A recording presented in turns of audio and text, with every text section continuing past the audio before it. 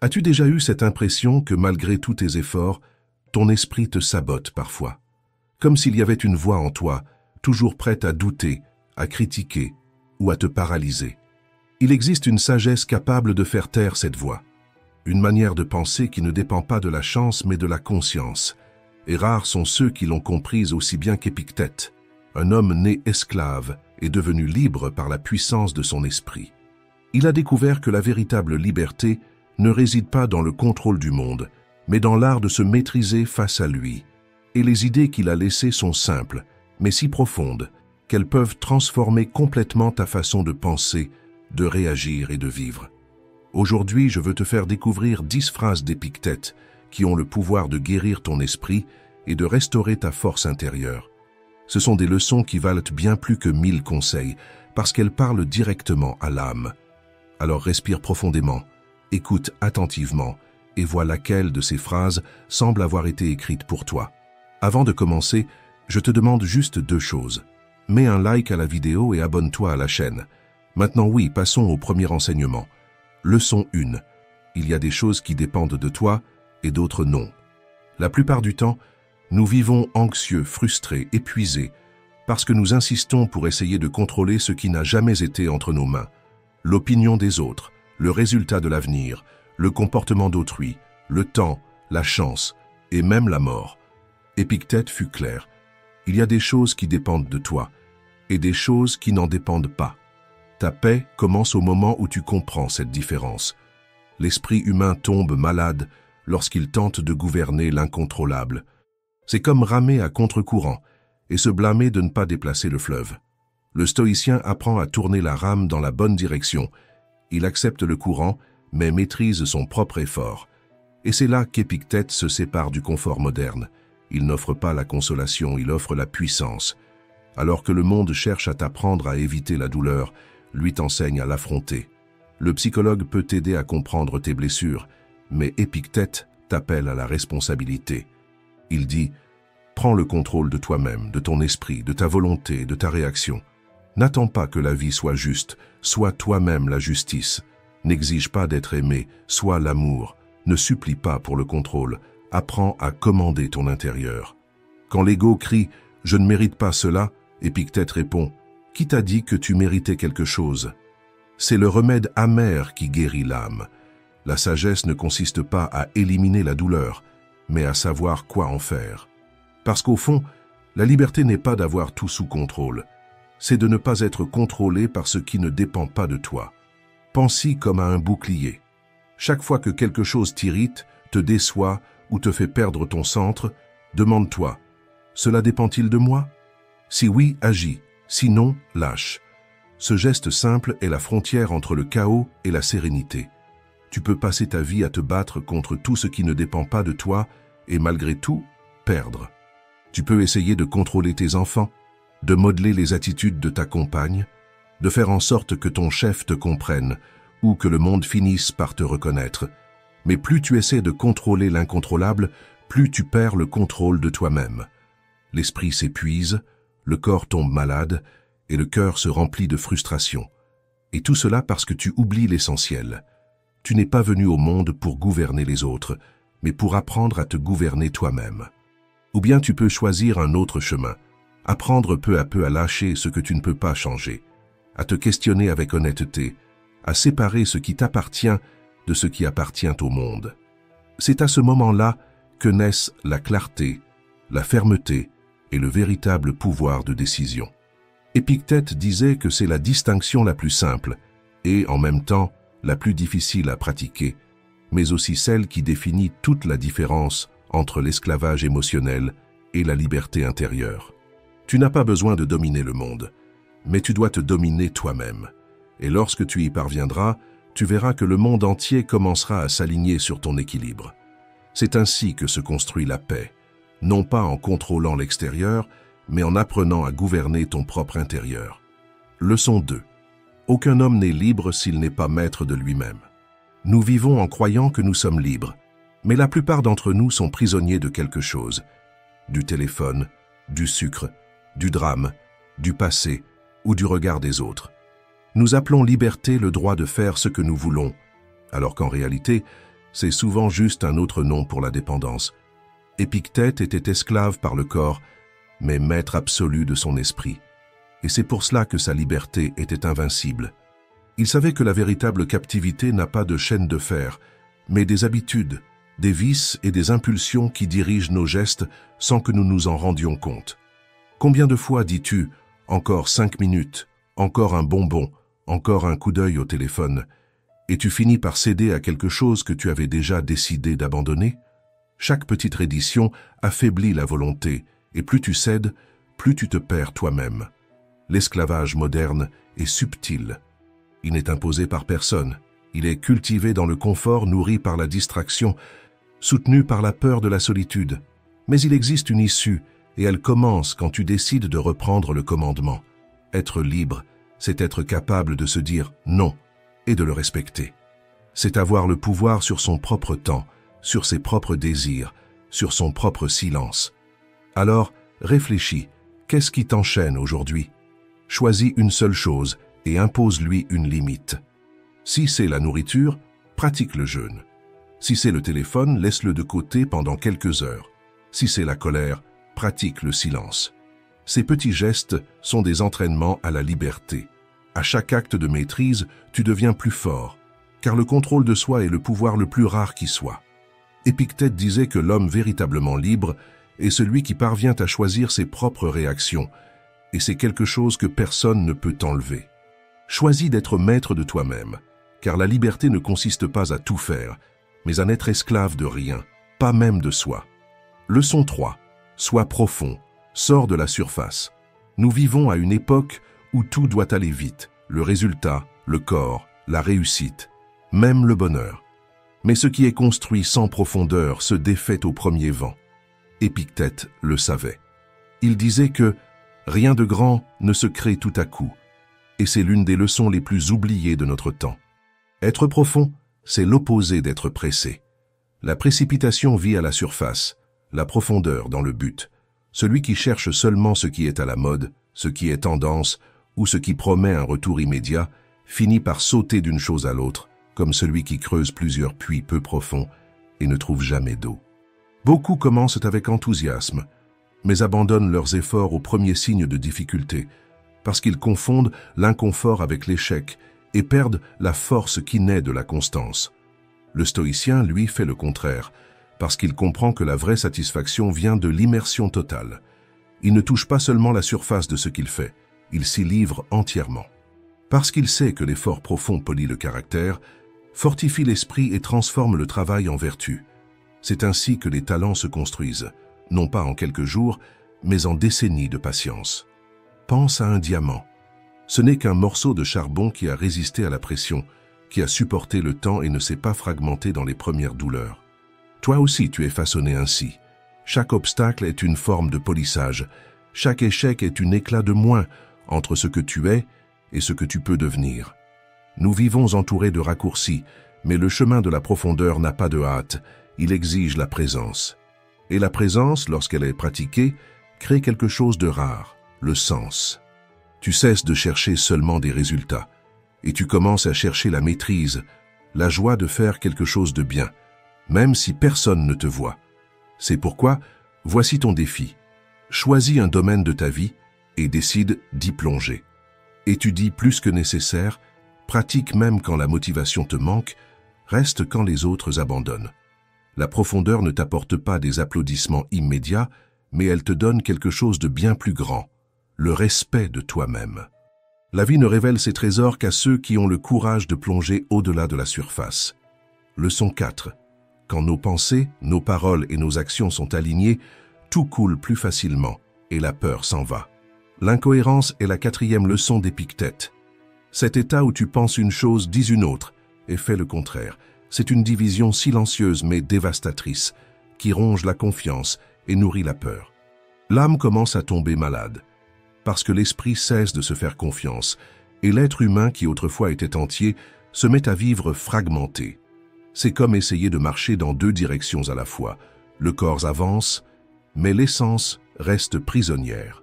La personne commence à douter de sa propre force, non pas parce que le monde l'a affaiblie, mais parce qu'elle s'est trahie d'innombrables fois, dans les petites incohérences, dans les promesses non tenues, dans les vérités qu'elle a choisi de taire. Épictète comprenait que la véritable paix naît de l'unité intérieure quand ce que tu penses, dis et fais vont dans la même direction.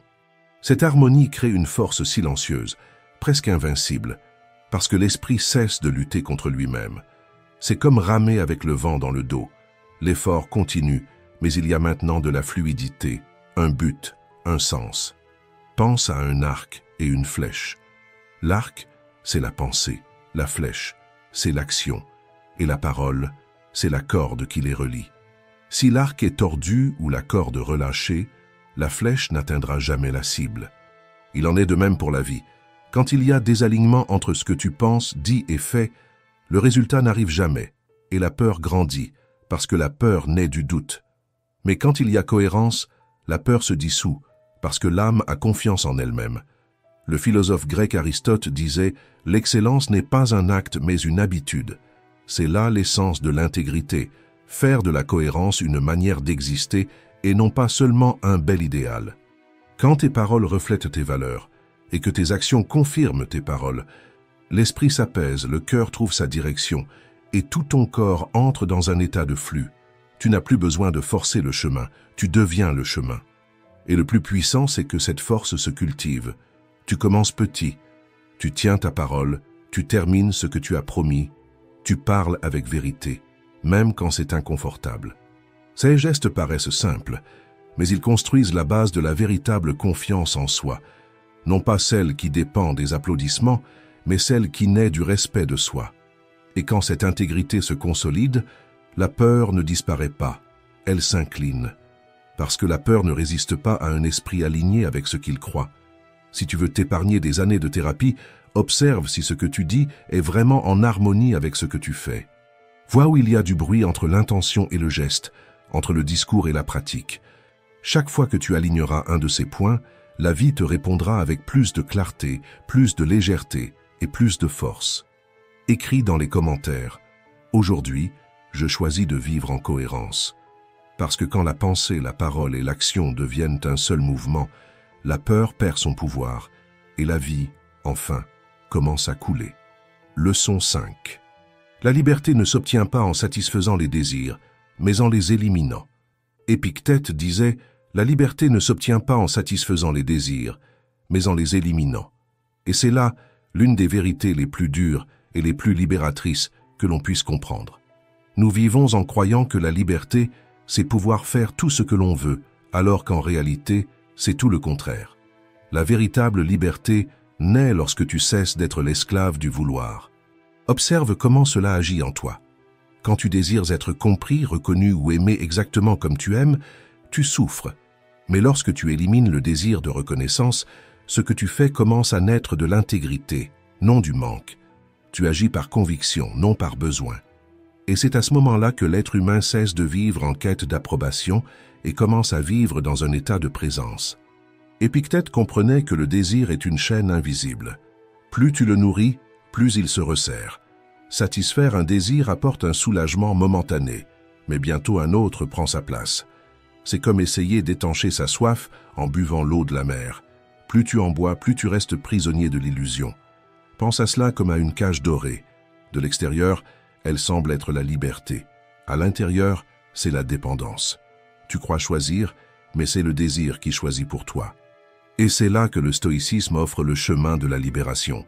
Non pas satisfaire le désir, mais observer d'où il naît. Un exercice pratique, le journal du désir. Avant de dormir, note tout ce que tu as désiré pendant la journée, qu'on te réponde, qu'on te félicite, qu'on te comprenne. À côté, écris « Cette décision était la mienne ».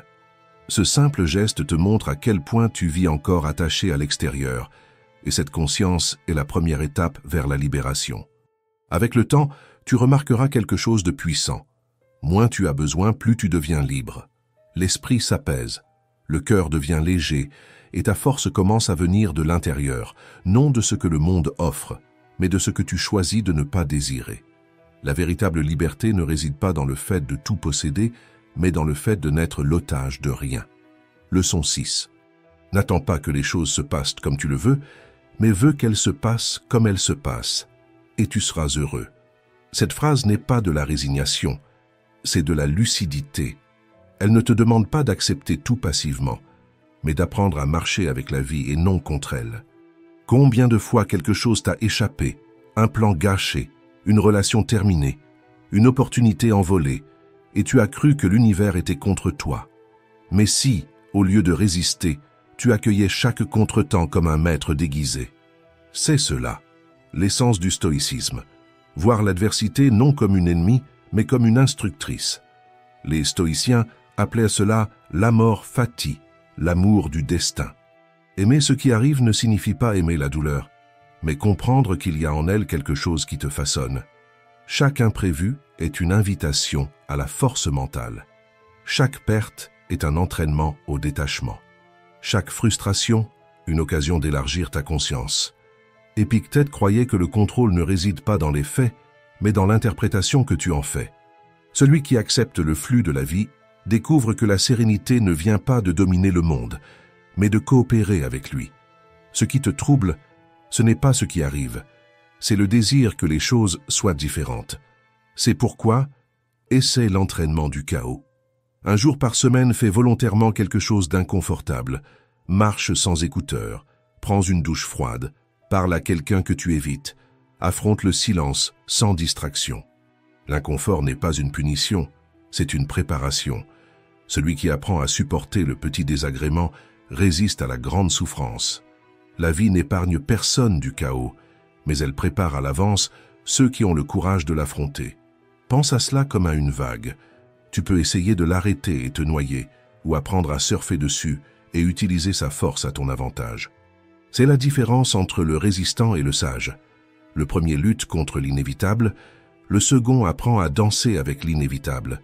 Parce que lorsque tu cesses de lutter contre ce qui est, tout commence à couler exactement comme cela doit être.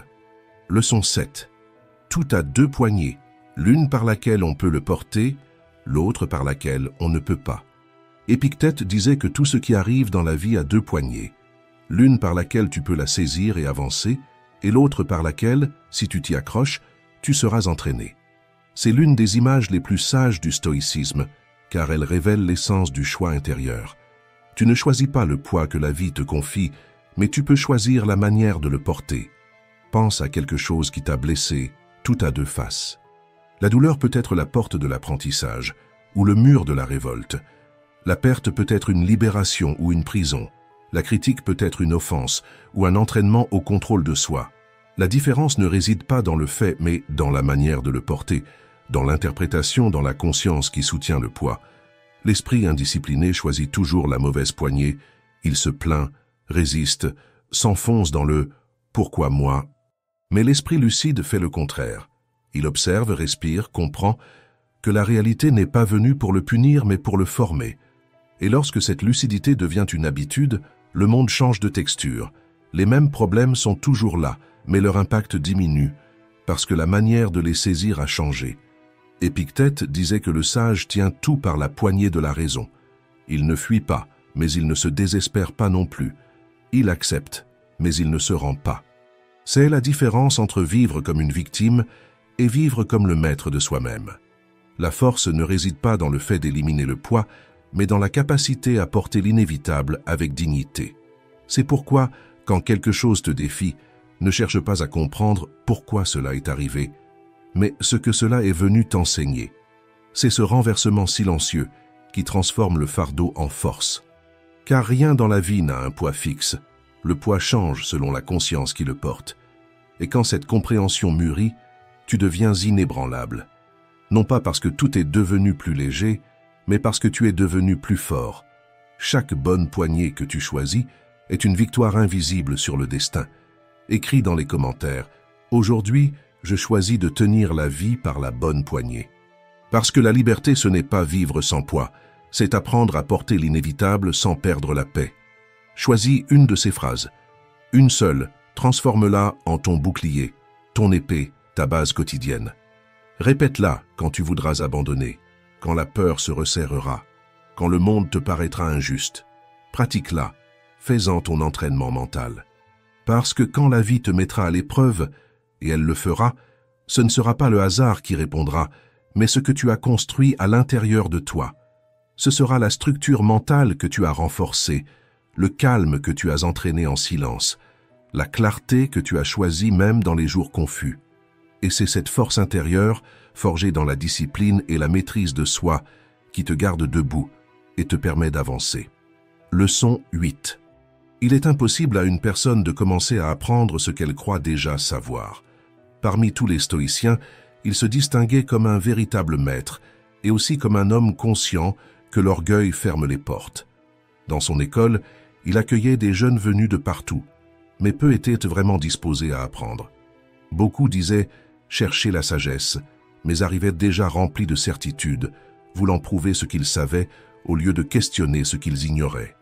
Épictète en était frustré, car il comprenait que l'ignorance n'est pas le contraire du savoir, c'est l'excès de certitude. Et cette leçon reste actuelle. Chacun de nous, à un moment donné, croit savoir plus qu'il ne sait. C'est un instinct subtil qui nous pousse à juger avant de comprendre, à réagir avant d'écouter, à parler avant de penser. Mais celui qui sait déjà tout ferme la porte de la croissance, et personne n'évolue avec la porte fermée. L'esprit humain est comme une coupe. Il ne peut recevoir du vin nouveau que lorsqu'il est vide. Lorsqu'il est rempli de croyances, d'opinions et de vanité, il n'y a plus de place pour rien d'autre. Et c'est pourquoi l'humilité intellectuelle est l'une des vertus les plus puissantes qui soient. Elle garde la coupe propre, prête à être remplie à nouveau. Peu importe à quel point tu es intelligent ou à quel point tu réussis, il y aura toujours quelqu'un de plus sage, de plus expérimenté et de mieux préparé que toi. Et reconnaître cela ne diminue pas ta valeur. Au contraire, cela élargit ton horizon. L'arrogance paralyse, tandis que la curiosité libère. Celui qui croit être arrivé cesse d'avancer. Celui qui se voit toujours comme un apprenti progresse sans limite. Alors, pratique l'exercice de l'esprit ouvert. Pense au dernier film que tu as regardé, au dernier livre que tu as lu, ou même à cette vidéo, et note 2 choses que tu as apprises. Tu verras que l'apprentissage est partout, dans les conversations simples, dans les erreurs, dans les pauses, et même chez les personnes qui t'irritent. Celui qui vit en observant apprend, même quand le monde est silencieux.